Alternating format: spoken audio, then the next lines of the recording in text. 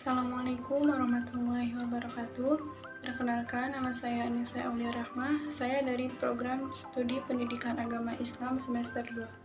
Di sini saya akan memenuhi salah satu tugas mata kuliah Fikih 1 Ibadah yang berjudul Ketentuan Sholat bagi orang yang sakit, Tata cara sholat bagi orang yang sakit, dan Hukum sholat bagi orang yang sakit dengan dosen pengampu Bapak Muhammad Jaki Akbar Hasan MPD. Ketentuan sholat bagi orang yang sakit. Ibadah sholat 5 waktu merupakan kewajiban bagi setiap muslim, meskipun sedang sakit. Sholat tak boleh ditinggalkan, karena itu ada prosedur yang mengatur keringanan atau rukhsah bagi yang sedang berkesulitan.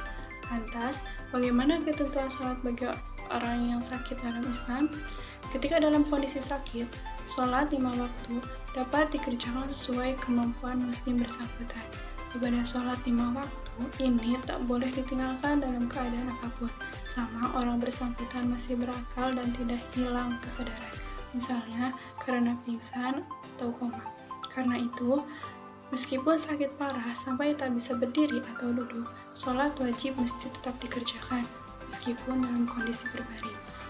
Sholat dalam kondisi sakit tersebut merupakan rukhsah, adalah keringanan bagi umat Islam. Rukhsah adalah bentuk kasih sayang Allah SWT atas hamba-hambanya, karena Dia tidak pernah membebankan kewajiban di luar batas kemampuan manusia. Tata cara sholat orang yang sakit.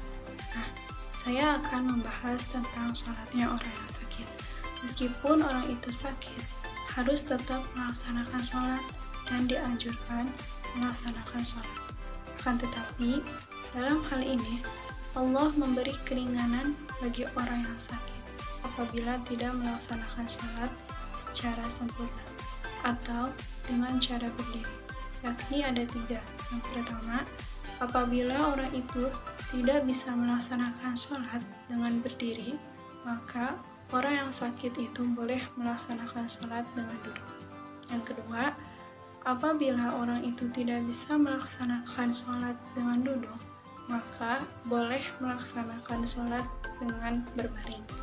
Dan yang ketiga, apabila orang yang sakit itu tidak bisa melaksanakan sholat dengan berbaring, maka boleh melaksanakan sholat dengan terlentang.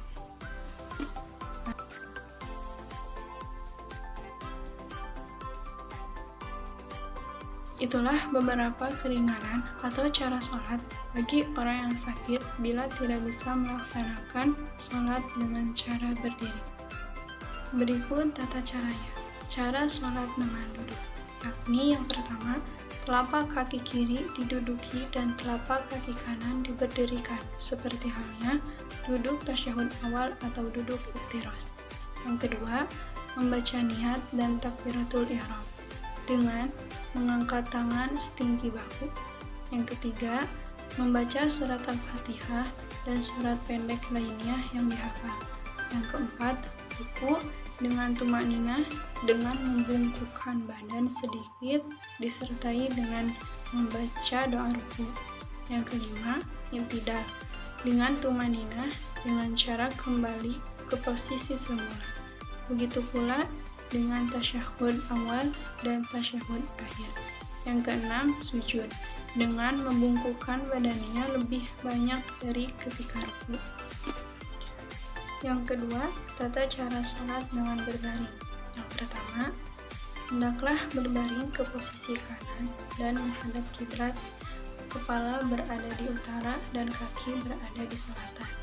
Yang kedua, membaca niat dan takbiratul ihram dengan mengangkat kedua tangan setinggi bahu.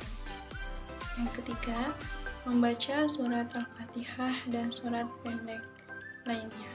Yang keempat, sujud dan ruku, yaitu dengan cara kepala digerakkan menghadap ke muka. Hanya saja ketika sujud kepala lebih menunduk daripada ketika ruku.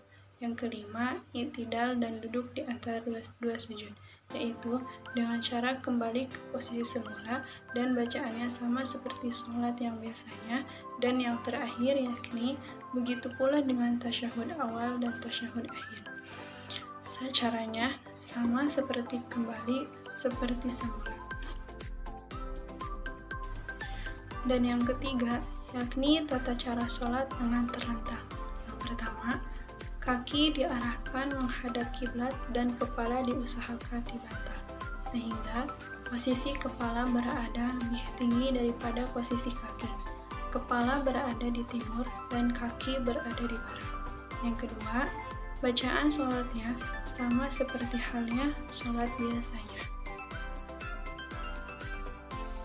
Yang ketiga, hukum sholat lebaran sakit. Dikutip dalam Islam, saat seseorang mengalami sakit hingga kehilangan kesadaran seperti koma dan gila, maka kewajiban sholat gugur, karena salah satu syarat dalam sholat adalah memiliki akal sehat. Namun, jika mengalami sakit kecil seperti pusing maupun pilek, usahakan tetap melakukan sholat wajib, karena Allah Subhanahu wa Ta'ala berfirman dalam surat Toha ayat 132 yang artinya, dan perintahkanlah kepada keluargamu mendirikan sholat dan bersabarlah kamu dalam mengerjakannya. Kami tidak meminta rezeki kepadamu, kamilah yang memberi rezeki kepadamu, dan akibat atau yang baik itu adalah bagi orang yang bertakwa.